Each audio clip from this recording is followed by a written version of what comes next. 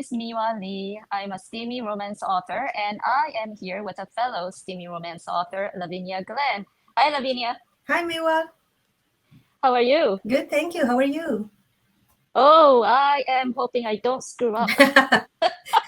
Did you press record? So, did we press record? Yes, Okay, yes, we good. did. Yeah, I have a tech guy now, so who pushes buttons, so I think we're safe. Good, good. So I'm so happy to have you here on this channel Thank you. because I've known you for a while now. We're on Historical Hoydens Yeah, together and we chat on Discord a lot. And I know your wealth of information and very generous with all your knowledge. thank you. And but we haven't had a chance to really talk. So this is special. It's a special treat. Thank you. I'm glad to be here. So Lavinia Glen is Mhm, a steamy romance author, and she has written mhm. 3 books so far. Her very first book was a Regency romance, and her second and third books are time travel romance, taking place partly in the modern world and partly in the Regency era. And she's here today to talk about her upcoming release on April 19th. It's book 2 of her Mhm. Love Through Time series. And I am very excited because she has gone from Regency romance to time Yeah, travel. Or I yes. think your first book was It time is the travel first book, book wasn't it? was Time to Love the Duke, Yes. and that is the first book I ever wrote, and that is a time travel Hmm. romance, and that is the first book Hmm. in this series that I'm releasing the second book now. Hmm. I don't know how I ended up writing time travel, honestly, Hmm. because most of what I read is historical Yeah. romance. I I would say like 90% of Hmm. what I read is historical romance. But I guess I was Yeah. intrigued, like what would happen? Like Yeah. a mother person, I like to think about, uh, I don't know, times and eras gone by. Like what would happen if somebody from our times got transported back in Hmm. time, and how would they manage? And that Hmm. sparked the idea for that book. I never intended it to be a series. I was just thinking, Hmm. I kind of started writing on a whim and say, okay, let's see if I can just finish a book, because they say it is so difficult to write a whole book. And they say people tend to abandon, and Hmm. everybody says that they want to write a book Yeah. and they start, but they never finish. And I kind of challenged Yeah. myself and I said, okay, I want to start writing, and I want to finish it. And the Hmm. ideas came, uh, like as I was writing, the Hmm. ideas came kept flowing, and halfway through it I had to write an outline because I didn't know where I was going. It's just like, okay, I need to know where I'm going with this. I just can't just wing it. And Yeah. that's what I did. And after I had written it, and Yeah. then I started learning how to publish it. And that's when I learned that series do better. And Hmm. then while I was writing it, I discovered all these other characters, and I was like, Hmm. oh, they need a story, their own stories too. I find that I have to write what I'm inspired to write at the time, otherwise it's just shit. Mhm. So, Yep. yeah. That is true. Yeah. That is true. And I think that's why I ended up writing the Earl's Tempting Hmm. Proposal, because after I finished the book one of the time Hmm. travel series, I started writing the second one. I wasn't inspired, and I was like, I need to give this series a Hmm. break. Yeah, I think what you just said gives a really good idea about how an author starts off writing and the process. So I think that's going to be helpful for a lot of people who are thinking about writing. Now, how Right. long did the first book take for you to finish? About 2 years, but that was Mm-hmm. because I was not writing constantly. I Mm-hmm. wrote whenever the whim came. It's Mm-hmm. like, oh, today I feel inspired, Mm-hmm. and I'm gonna write a little bit. I wasn't worried about word count or Mm-hmm. meeting any deadline. I Mm-hmm. was just, whenever I had an idea, I would go in, and sometimes weeks or even months Mm-hmm. pass without me writing anything on the story, and then I would come Yeah. back to it. So yeah, it took like 2 years to write and another year to publish, because I was Mm-hmm. learning how to do it. I Yeah. I started That's the finding best out. way to, I think that's the best way to write. If we No can. pressure. We don't always have that choice. Yeah, No, certainly if we're doing pre-order, we don't have that choice anymore. But exactly. Yeah, yeah. and I have taken Mm-hmm. courses, and I would say like 3 months, 3 4 months in between books. It's Mm-hmm. kind of Mm-hmm. like a sweet spot, but no more than 6. Once you start publishing, then you're like on this wheel. It's like, okay, now we have to do it fast. Mm-hmm. Yeah, definitely requires self-discipline, that's for sure. Need to be self-directed and disciplined and structured, Definitely. organized. But I wrote constantly for my first book, and it took me 2 years. as well, even though I was writing constantly. Just because I didn't have a system in place and I was going back Right. and rewriting things over and over and over. I never had an outline, which was my Right. mistake. So, Yeah. yeah. But what were the different challenges writing Regency versus time travel? Okay. Well, let me say it's not Regency, it's Victorian. It takes Victorian. place. It's most of the historical books I have found take place during the Regency, even though the Regency is like the shortest period of time. Yeah, Technically speaking, it's only from 1811 to 1820, but yeah. most of the historical romance books take place in those 9 years. And I have read, I mean, I love Regency, don't get me wrong. I have read the majority of historical romance books that I have read, they take place during the Regency. But I wanted to do Victorian because, first of all, I like the Victorian gowns better. You know, the Yeah, puffy gowns. yeah. I don't like the Regency, the ones, you know, the empire waist and falling straight down, The kind of. Bridgerton dresses. Yes, Okay. exactly. That's exactly the Regency. Yeah, And I also like that they had some technological advances yeah. like trains and I don't know, steam engines and there were a lot of others. Gaslight and electricity was about to be invented. So if I write like in the later part of the Yeah. Victorian, I can even include some electricity or plumbing. Indoor plumbing is very I know. important. I want my And especially characters. in time travel. And I Yeah. was like, yeah, especially in the time travel, I don't want the heroine, you know, to be transported back in time, and all of a sudden you don't have indoor plumbing, and it's like, oh my god, that's like the worst of all the things Yeah. of modern times that I would Yeah. miss. Yeah. I think Yeah. that would be the worst. Yeah. Having to go in a chamber pot, Yeah. I know when I was it's a writing in nightmare. the 1830s time period, I wanted my main characters to, I don't know, turn on the tap and go into the bath and have, some steamy, do naughty things together. But I couldn't because, well, then they would have to ring the bell for the footman to bring it in and boil the water. And, it was a Exactly. process. I was like, "Ah, I can't do the bath scene anymore. I'm in the wrong era." In both cases, I would say would be the research that takes Mhm. place. I would go down rabbit holes. I am very afraid to be inaccurate. Sometimes I Yeah. was looking up when was the toilet invented, and Mhm. because I didn't want to put it in the, I didn't want to put it if it hadn't been invented yet, or when was Yeah. electricity Yeah. invented, Flushing toilet. exactly. As the challenge in both of them is the research and Mhm. getting the facts Mhm. right. Yes. And we have spectrum of readers too, right? I mean, some don't care at all as long as it has the same feel as the time period, and others Right. want to make sure we get every single thing right, that we have encyclopedic knowledge, of the time Yes. period. So where to settle in terms of our novels, that's always a struggle. I try to kind of be in the middle. Hmm. I don't want to be so historically accurate. Like if I start obsessing about everything, how they would exactly talk, because I don't know. And I don't, I guess I could read novels from that time to see like what kind of language they use, but I don't want to do that. And Nobody's I gonna stay don't awake if we are that ex- accurate with our language. exactly. So I kind of strive for like a middle ground where if I am mentioning something, I want it to be historically accurate, but in terms of language or I don't want to use a word that was not even invented in that time Hmm. either. But the But one phrase or word that I do use, and I think everyone does because there's no other word to replace it, is lovemaking.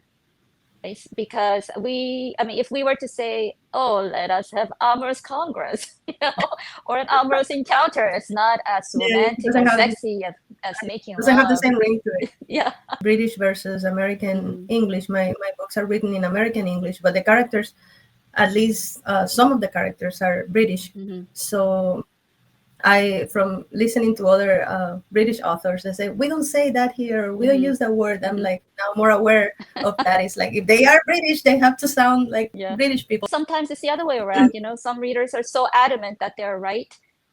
For example, handcuffs. They thought, well, it's a modern word, but no, it's not. It's been used for a long, long time. It takes a long time to write historical because of that. Tell me about your series, Love Through Travel. The first book, can you give us a brief summary of what it's about? The first book is called Time to Love the Duke, Hmm. and it is about a modern woman, American. She's in a business trip to England, and she gets transported back in time. And she doesn't know how she ended up there. It was not any sort of artifact or magic or anything. She was just driving, and all of a sudden, like she got into a car accident, and she was transported back.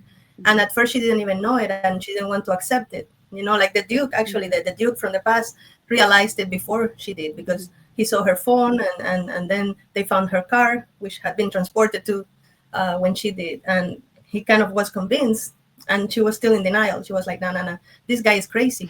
He thinks we are in 1872. He's a madman. I have to escape from him.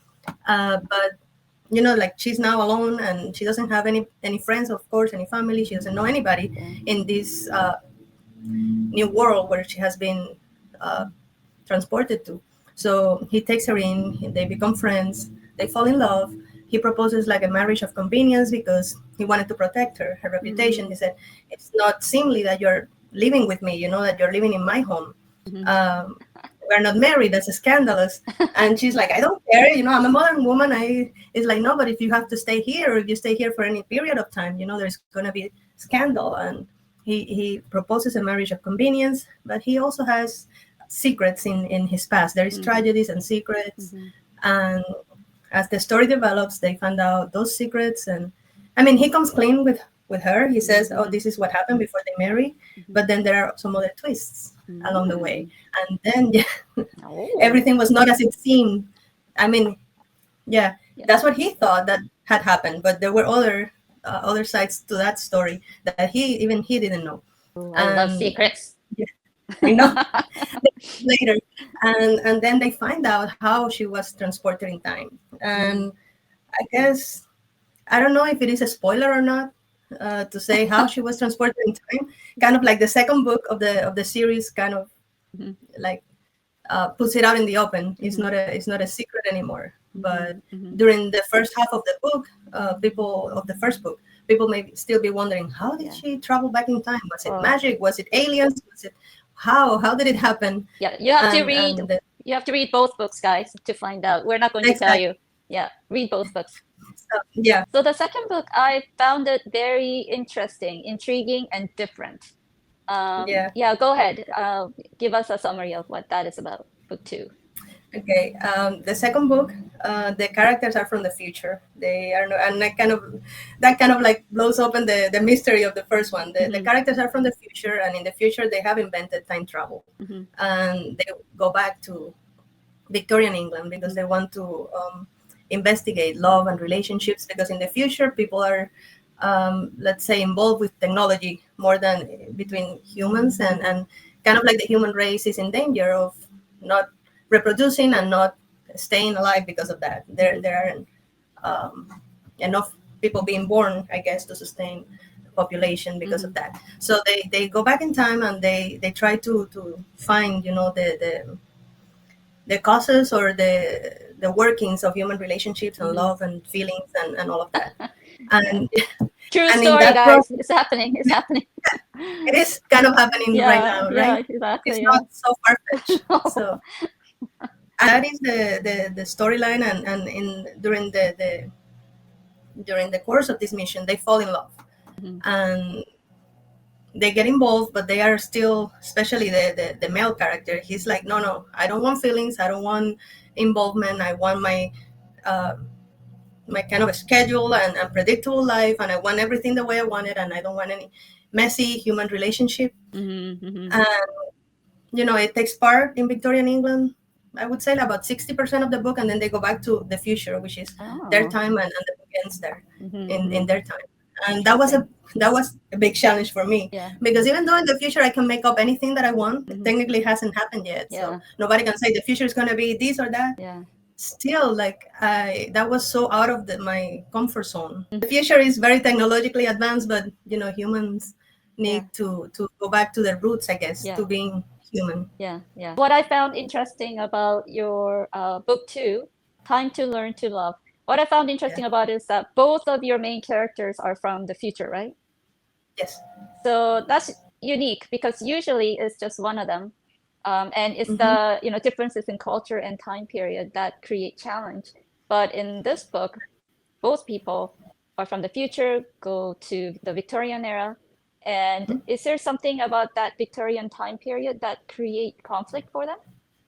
No, I wouldn't say it was being in the Victorian time period exactly that created conflict. The conflicts came from within them to their own set of beliefs Mm-hmm. because they were stuck together Mm-hmm. basically. On Mm-hmm. this mission, they were alone. Mm-hmm. They were the only two people from the future back in that time, so they Mm-hmm. had to rely on each other. It was basically forced proximity kind of Mm-hmm. situation. They had to rely on each Mm-hmm. other and help each other and work together. What made you write Steamy? Oh, the short and fast answer is that that's what I like to read. Mm-hmm.